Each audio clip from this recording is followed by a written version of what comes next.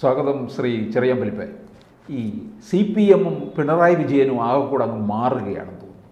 പഴയതിൽ നിന്നൊക്കെ ഈ സ്തുതിപാഠക സംഘം അങ്ങ് ഈ വളർത്തിക്കൊണ്ടുവരുന്ന ഒരു പ്രസ്ഥാനമായി തീർന്നിരിക്കുന്നോ എന്ന് സംശയിക്കേണ്ടിയിരിക്കുന്നു.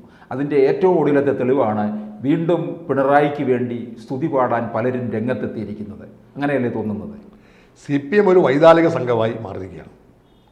യഥാർത്ഥത്തിൽ CPM-ൻ്റെ തത്വങ്ങൾ അടിസ്ഥാനത്തിൽ സിദ്ധാന്തമാണ്, വ്യക്തിക്ക് പ്രസക്തിയില്ല. കാറൽ മാർക്സിനും ലെനിനും ആരും സ്തുതി പാടിയിട്ടില്ല. മരണശേഷമാണ് അവർ ബിംബങ്ങളായി മാറിയത്. പക്ഷേ ജീവിച്ചിരിക്കുമ്പോൾ ഏറ്റവും അധികം ആളുകൾ ചുറ്റാളുകൾ സ്തുതി പാടിയിട്ടുള്ളത് ഒന്ന് റഷ്യയിൽ സ്റ്റാലിനും ചൈനയിൽ മാവോ സേത്തുങ്ങിനുമാണ്. ലോങ് ലീഗ് മാവോ സേത്തു നീളാൽ വാഴട്ടെ എന്ന മുദ്രാവാക്യം ഉണ്ടായി. അതുപോലെ തന്നെ ഈ ഒരു ഗറില്ല യുദ്ധത്തിലൂടെയൊക്കെയാണ് അധികാരം പിടിച്ചെടുക്കിയത് ഉത്തര കൊറിയയിൽ കിം ഇൽ സിംഗ്.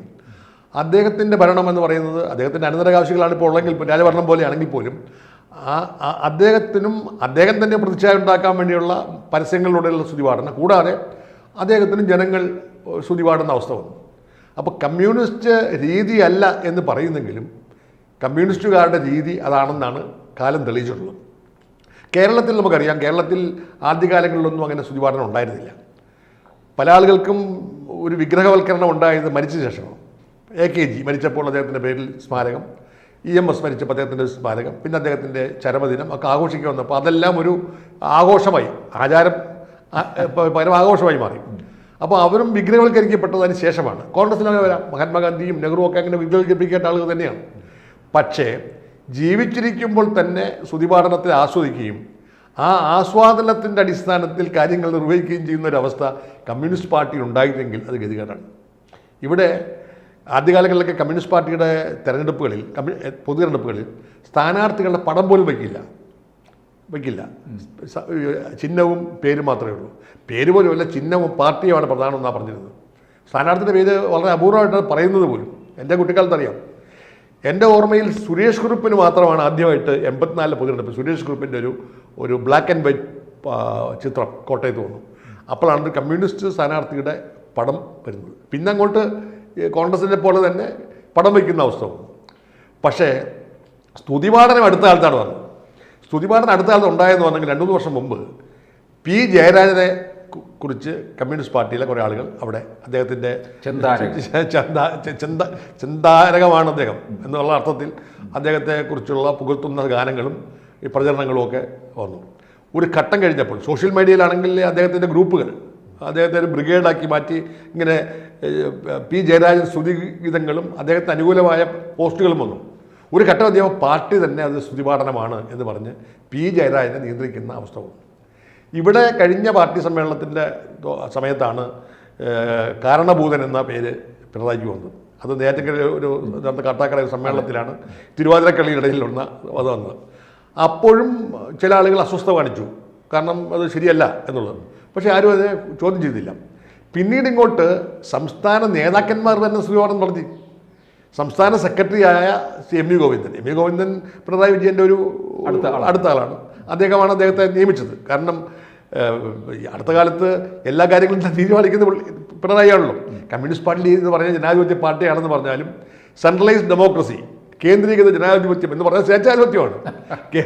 ഇത് താഴേക്കിടയിൽ ചർച്ച ചെയ്ത ശേഷം മോളിൽ ചേർന്ന് തീരുമാനിച്ച് പോളിംഗ് ബ്യൂറോ തീരുമാനിച്ചു കഴിഞ്ഞാൽ അന്തിമം. അതാണല്ലോ കേന്ദ്രീകൃത ജനാധിപത്യം. ആ കേന്ദ്രീകൃത ജനാധിപത്യം അനുസരിച്ച് മരിക്കുന്നത് വരെയും കേരളത്തിലെ കാര്യങ്ങളിൽ എല്ലാ കാര്യങ്ങളും തീരുമാനിച്ചിരുന്നത് EMS ആണ്. EMS കേന്ദ്രീകരിച്ചിട്ടാണ് അടവ് നയവും സ്ഥാനാർത്ഥി പ്രഖ്യാപനമല്ല. EMS എല്ലാത്തിൻ്റെ അവസാന വാക്കും EMS ആയിരുന്നു. കാരണം അദ്ദേഹത്തിൻ്റെ ഒരു ബൗദ്ധിക നേതൃത്വം അംഗീകരിച്ചിരുന്നു. EMS കഴിഞ്ഞപ്പോഴത്തേക്കൊണ്ട് അച്യുതാനന്ദൻ പാർട്ടിയിൽ പിടിവമർത്തി. പിന്നെ അച്യുതാനന്ദൻ്റെ കയ്യിലാണ്. EMSൻ്റെ സ്ഥാനാർത്ഥി സുശീല ഗോപാലിനെ പോലും അച്യുതാനന്ദൻ തട്ടി. അങ്ങനെ നയനാരെ കൊണ്ടുവന്ന് മുഖ്യമന്ത്രിയാക്കി. പിന്നെ അച്യുതാനന്ദൻ്റെ ഏകഛത്രാധിപത്യമായിരുന്നു CPM. പിണറായി വിജയനെ കൊണ്ടുവരുന്നത് അച്യുതാനന്ദനാണെങ്കിൽ കുറച്ച് കഴിഞ്ഞപ്പോഴത്തേക്കും പിണറായി വിജയൻ തൻ്റെ കയ്യിൽ നിൽക്കുന്നില്ല എന്ന് കണ്ടപ്പോൾ പിണറായി വിജയനെ മലപ്പുറം സമ്മേളനത്തിൽ നിന്നും പാർട്ടി സെക്രട്ടറി മാറ്റാൻ അച്യുതാനന്ദൻ ശ്രമിച്ചു. മറുകളി കളിച്ചു ആരെ പിണറായി. പക്ഷേ ആ തെരഞ്ഞെടുപ്പ് കഴിഞ്ഞതോടുകൂടി അച്യുതാനന്ദനെ മുഖ്യമന്ത്രിയാക്കാതിരിക്കാനുള്ള പാർട്ടി ശക്തി പിണറായിക്കുണ്ടായിരുന്നു. സെക്രട്ടേറിയറ്റ് ഒന്നും സ്ഥാനാർത്ഥി പോലും കൊടുത്തില്ല. അവസാനം പോളിറ്റ് ബ്യൂറോ ഇടപെട്ടാണ് അച്യുതാനന്ദൻ സീറ്റ് കൊടുത്തത്. പക്ഷേ 2005 മലപ്പുറം സമ്മേളനം കഴിഞ്ഞ മുതൽ പിണറായി യുഗം ആരംഭിച്ചു. പിന്നെ പിണറായിയാണ് എല്ലാം. പിണറായി തീരുമാനിക്കാൻ നടക്കുകയുള്ളൂ. ഇനി പിണറായി മരിക്കുന്നവരെ പിണറായി അല്ലാതെ വേറൊരു നേതാവ് ഉണ്ടാവുമെന്ന് ഞാൻ കരുതുന്നില്ല. അത്രയ്ക്ക് ശക്തനാണ്. പക്ഷേ ആ ശക്തനായ ആളെ സ്തുതിച്ചാൽ മാത്രമേ രക്ഷയുള്ളൂ എന്ന് മനസ്സിലാക്കിയ ആളുകളാണ് ഇപ്പോൾ സ്തുതിപാഠനം. അതുകൊണ്ടാണല്ലോ ഗൗതം മാഷ് തന്നെ കത്തുന്ന സൂര്യൻ എന്ന് പറഞ്ഞത്. ആ കത്തുന്ന സൂര്യൻ്റെ ദിവ്യപ്രഭയിലാണ് ഞാനൊക്കെ നിൽക്കുന്നത്, നിഴലാണ് എന്നാണ് അർത്ഥം. കാരണഭൂതൻ എന്നുള്ളത് പാട്ടായിരുന്നു. നിയമസഭയിൽ വീണ ജോർജ് ഈ കപ്പലിനൊരു കപ്പിത്താനും ആദ്യം ക്യാപ്റ്റൻ എന്ന് പറഞ്ഞു. പിന്നീട് വീണ ജോർജ് പറഞ്ഞപ്പോൾ കപ്പിത്താൻ എന്നുള്ള പേര് മലയാളിവൽക്കരിച്ചു എന്ന് മാത്രമേ ഉള്ളൂ. പിന്നെ നമ്മുടെ വാസവൻ പറഞ്ഞ എന്താ, നാടിൻ്റെ വരദാനമാണ് എന്ന് പറഞ്ഞു. അങ്ങനെ ധാരാളം വന്നു. ഇപ്പം ലേറ്റസ്റ്റ് ആണ് ഈ NGO സെക്രട്ടറി അസോസിയേഷൻ്റെ സ്തുതിഗീതം. അതൊരു പശ്ചാത്തലമുണ്ട്. അവിടുത്തെ സെക്രട്ടറി അസോസിയേഷനിലെ CPM സംഘടനയിൽ 2 ഗ്രൂപ്പാണ്. ആ 2 ഗ്രൂപ്പിൽ ഒരു ഗ്രൂപ്പ് പിണറായിയെ സപ്പോർട്ട് ചെയ്തു. പിണറായിയെ സ്വാധീനം ഉണ്ടെങ്കിൽ മാത്രമേ അവർക്ക് നിൽക്കാൻ പറ്റൂ. അപ്പോൾ ഈ ഗാനം എഴുതിയ ആള് എന്ന് പറഞ്ഞ ആൾ മിടുക്കനാണ്. അദ്ദേഹം ഈ ഗാനം എഴുതി കഴിഞ്ഞോടൊപ്പം തന്നെ അദ്ദേഹം സർക്കാരിൽ നിന്ന് റിട്ടയർ ചെയ്തെങ്കിലും സർക്കാരിൽ പുനർനിയമനം നേടി. അതാണ് സത്യം. അപ്പം സ്തുതികാരണം കൊണ്ട് ഗുണമുണ്ട്.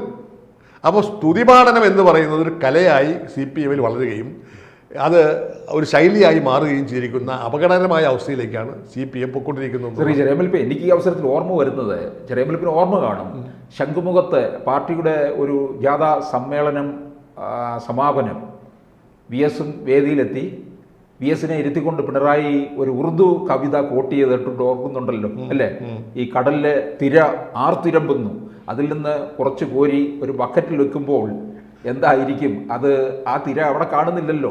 അത് അച്യുതാനന്ദൻ എന്ന പാർട്ടിയെ ധിക്കരിച്ചുകൊണ്ട് പോകുന്ന സമയത്ത് പാർട്ടി വലുതാണെന്ന് സ്ഥാപിക്കാൻ വേണ്ടി പറഞ്ഞാണ്. അതായത് അറബിക്കടലിനെ നോക്കി പിണറായി വിജയൻ പറഞ്ഞത് ഈ അനന്തവിശാലമായ സാഗരം, ആ സാഗരത്തിൽ അലമാലകൾ ഇങ്ങനെ അലയടിച്ചു വരുന്നു. ഈ അലമാലകൾ ഇങ്ങനെ അലയടിച്ചു വരുമ്പോൾ ഒരു കുട്ടി ചെന്ന് ഈ ഒരു ബക്കറ്റിൽ ഒരു കോരിയെടുക്കുകയാണ്. കുട്ടി വീട്ടിൽ കൊണ്ടുപോയി നോക്കുമ്പോഴത്തേക്കൊണ്ട് തിരമാലകൾ കാണുന്നില്ല. അപ്പോൾ കുട്ടിയുടെ പിതാവ് പറഞ്ഞു, ഇത് സാഗരത്തിൻ്റെ അല്ലെങ്കിൽ കടലിൻ്റെ ഭാഗമായി ഇരിക്കുമ്പോൾ മാത്രമേ തിരമാല ഉണ്ടാവുകയുള്ളൂ, ഈ ബക്കറ്റിൽ ഉണ്ടാവില്ല. അതുപോലെ തന്നെ പാർട്ടി എന്ന് പറയുന്ന സാഗരത്തിൻ്റെ ഭാഗമായി നിൽക്കുന്നവർക്ക് മാത്രമേ പ്രസക്തിയുള്ളൂ, പാർട്ടിയെ ധിക്കരിക്കുന്നവർക്ക് പ്രസക്തി ഇല്ല എന്നാണ് അച്യുതാനന്ദൻ്റെ മുഖത്ത് നോക്കി അദ്ദേഹം പറഞ്ഞത്. പിറ്റേ ദിവസം അതിന് മറുപടിയൊക്കെ കൊടുക്കാൻ അച്യുതാനന്ദൻ ശ്രമിച്ചെങ്കിലും അതൊന്നും ഏശിയില്ല. അതെ, അല്ല ഞാൻ ചോദിക്കുന്നത്, അങ്ങനെ അത്തരത്തിലുള്ള പ്രസ്ഥാനത്തിന് മുകളിലോട്ട് പോകുമ്പോൾ അന്ന് തന്നെ പറഞ്ഞിട്ടുണ്ടായിരുന്നു, ഏകബാലനും പറയുകയുണ്ടായി, പുരയ്ക്കും ഇത് സ്വർണം കായ്ക്കുന്ന മരമാണെങ്കിലും വെട്ടിക്കളയുമെന്ന് പറഞ്ഞു. എന്ന് പറഞ്ഞതുപോലെയാണ് ഇപ്പോൾ എന്താ യഥാർത്ഥത്തിലും ഈ പ്രചാരണമല്ലേ? ആ സമയത്ത് നടന്ന ഒരു സംസ്ഥാന സമ്മേളനത്തിൽ ഇപ്പോഴത്തെ സ്വരാജ് എന്ന് അദ്ദേഹം SFIയുടെ നേതാവാണ്, VS-ന് ക്യാപിറ്റൽ പണിഷ്മെന്റ് കൊടുക്കണമെന്നാണ് പറഞ്ഞത്. അദ്ദേഹത്തെ തൂക്ക് കൊല്ലണമെന്നാണ് പറഞ്ഞത്. പക്ഷേ എന്തുപറ്റി, വർഷങ്ങൾ കഴിഞ്ഞപ്പോൾ അദ്ദേഹം പിണറായി മുഖ്യമന്ത്രി ആയിരുന്നപ്പോൾ ഭരണപരിഷ്കാര കമ്മീഷൻ ചെയർമാനായി ഈ ക്യാബിനറ്റ് പദവിയിലൊക്കെ കഴിഞ്ഞിരുന്നു, സർക്കാരിൽ നിന്ന് കാശ് കിട്ടിയിരുന്നു. ഇപ്പം VS എവിടാണ്? ശതാബ്ദി ആഘോഷിച്ച VS എവിടെ? അദ്ദേഹം എവിടെ ഇരിക്കുന്നു എന്ന് ആർക്കും അറിയില്ല. അദ്ദേഹത്തിൻ്റെ വീട്ടിൽ ഇങ്ങനെ ചാരുകസാല കിടന്ന് ഉറങ്ങുകയാണ്. അപ്പോൾ ഒരു കാലത്ത് കണ്ണേ കരളെ VS എന്നുള്ളത് കേരളത്തിലെ ഒരു മുദ്രാവാക്യമായിരുന്നു. മുദ്രാവാക്യമാണ്. എവിടെ ചെന്നാലും VS എന്ന് പറഞ്ഞാൽ VS-ന്റെ പ്രസംഗം കേൾക്കാൻ വേണ്ടി ആളുകൾ ഇങ്ങനെ കൂടുന്നു, അദ്ദേഹത്തിൻ്റെ പ്രസംഗത്തിന് കയ്യടി. അങ്ങനെ ഉണ്ടായിരുന്ന ഒരു എല്ലാവരും VS-ന്റെ അനുകൂലമായിട്ടാണ് സ്തുതി പാടണം. അങ്ങനെയുള്ള VS ഇന്ന് ജീവിച്ചിരിക്കുന്നുണ്ട്. അദ്ദേഹത്തെ ആരെങ്കിലും മൈൻഡ് ചെയ്യുന്നുണ്ടോ? അതാണ് CPM-ന്റെ പാർട്ടിയിലെ ഒരു ദുര്യോഗം. അധികാരമുള്ളവൻ വാഴുന്ന കൈക്ക് വളയിടുന്നവരാണ് CPM-ലുള്ളവർ. പിണറായി വിജയൻ അധികാരമുള്ളത് കൊണ്ട് അദ്ദേഹത്തിൻ്റെ കൈകൾക്ക് വളയിടുന്നത് മാത്രമല്ല, അദ്ദേഹത്തെ സ്തുതിച്ചാൽ മാത്രമേ നക്കാപ്പിച്ച് എന്തെങ്കിലും കിട്ടുകയുള്ളൂ എന്നുള്ളത് കൊണ്ടുള്ള അവസരവാദികളാണ് ചെയ്യുന്നത്. പക്ഷേ അതിലേറ്റവും ദൗർഭാഗ്യകരമായ വസ്തുത പിണറായി വിജയൻ അതിനെക്കുറിച്ച് നടത്തിയ പ്രതികരണങ്ങളാണ്. അദ്ദേഹം പറഞ്ഞത് മാധ്യമങ്ങൾ വിമർശിക്കുന്നു. മാധ്യമങ്ങളുടെ വേട്ട ഏറ്റവും അധികം ഉണ്ടായ ഒരാളാണ് പിണറായി, സംശയമൊന്നും വേണ്ട. അതുകൊണ്ട് അദ്ദേഹം മാധ്യമങ്ങളോട് അദ്ദേഹത്തിന് എപ്പോഴും ഒരു അസഹിഷ്ണുതയുണ്ട്. അതുകൊണ്ടാണല്ലോ കണക്ക് പുറത്തു എന്നൊക്കെ പറഞ്ഞത്. പക്ഷേ മാധ്യമ വിമർശനങ്ങൾ ഉൾക്കൊള്ളേണ്ടത് ഒരു രാഷ്ട്രീയ നേതാവിൻ്റെ കടമയാണ്. കാരണം ആരോഗ്യകരമായ കാർഷിക മാധ്യമ വിമർശനങ്ങളിലൂടെ ഒരു ആത്മപരിശോധനയിൽ മാത്രമേ രാഷ്ട്രീയ നേതാക്കന്മാർക്ക് തങ്ങളുടെ തെറ്റുകൾ എന്തെന്ന് മനസ്സിലാക്കാൻ പറ്റൂ. തെറ്റുകൾ മനസ്സിലാക്കിയാൽ മാത്രമേ നേരെ ചൊവ്വേ പോകാൻ പറ്റൂ. പക്ഷേ മാധ്യമ വിമർശനങ്ങൾ ശരിയല്ല, സ്തുതിപാഠനമാണ് ശരി എന്ന് പറഞ്ഞു വന്നാൽ അത് അപകടമാണ്. സ്തുതിപാഠകന്മാർക്ക് എല്ലാം അന്ത്യം സംഭവിച്ചിട്ടുണ്ട്. നമ്മുടെ നാട്ടിൽ ഏകാധിപതികളെ സൃഷ്ടിക്കുന്ന ആരാ? സ്തുതിപാഠകന്മാരാണ്. കൊട്ടാര വിദൂഷകന്മാർ രാജാക്കന്മാരെ പണ്ട് ഏകാധിപതി വാഴ്ത്തി പാടി രാജാക്കന്മാർ വലിയ ഏകാധിപതികളായി മാറി. അതുപോലെ ജനാധിപത്യ യുഗത്തിലും ആളുകളെ സ്തുതിപാഠനം നടത്തി പൊക്കി കയറ്റിയാൽ അവർ ഏകാധിപതികളായി മാറുകയും ഏകാധിപത്യം ജനാധിപത്യത്തിൻ്റെ മേൽ കൊടിയുത്തി വാഴുകയും ചെയ്യുന്ന ദുരവസ്ഥ ഉണ്ടാകും. അതിലേക്കാണ് CPM ഇപ്പോൾ പോയിക്കൊണ്ടിരിക്കുന്നത്. പക്ഷേ അത് വലിയ പാർട്ടിക്ക് ഒരു അപജയത്തിലേക്കല്ലേ പോകുന്നത്? അങ്ങനെ തീർച്ചയായും പാർട്ടി ഉണ്ടായിക്കൊണ്ടിരിക്കുന്ന ഒരു ജീർണതയാണ്. കമ്മ്യൂണിസ്റ്റ് സിദ്ധാന്തങ്ങൾ അനുസരിച്ച് അവർ എഴുതി വച്ചിരിക്കുന്ന കിതാബുകളിലെല്ലാം വ്യക്തിപൂജ എന്ന് പറയുന്ന സാധനമില്ല. ഞങ്ങൾ വൈരുദ്ധ്യാത്മക ഭൗതികവാദത്തിൽ വിശ്വസിക്കുന്നു, ശേഷാൽ വിതറവേ എന്ന് പറയുന്ന സുന്ദര സ്വപ്നം, ഇതൊന്നിനൊന്നും പ്രസക്തിയില്ല. പ്രത്യയശാസ്ത്രം ഇന്ന് ചവിറ്റുകൊട്ടയിലാണ്. പ്രത്യയശാസ്ത്രങ്ങൾ കടന്നു വെച്ച് വ്യക്തികേന്ദ്രിതമായ രാഷ്ട്രീയം തന്നെയാണ് CPM കേന്ദ്രീകരിക്കുന്നത്. ആ വ്യക്തിയുടെ ഏകാധിപത്യം, ആ ഏകാധിപതിയായ ഭരണാധികാരികൾക്ക് സ്വജനപക്ഷപാതത്തോടൊപ്പം തന്നെ ഈ സ്തുതിപാഠന കലയിൽ പ്രാവീണ്യം നേടിയ ആളുകളെ കുടിയിരുത്തുന്ന ഒരവസ്ഥയിലേക്ക് പോകുന്നത് ജീർണതയുടെ ഏറ്റവും വലിയ മ്ലേച്ഛമായ അവസ്ഥയാണെന്ന് പറയാൻ മടിയില്ല. കൂടുതൽ വാർത്തകളും വിശേഷങ്ങളും നിങ്ങളിലേക്ക് എത്താൻ ABC മലയാളം സബ്സ്ക്രൈബ് ചെയ്യുക, ബെൽ ബട്ടണും അമർത്തുക.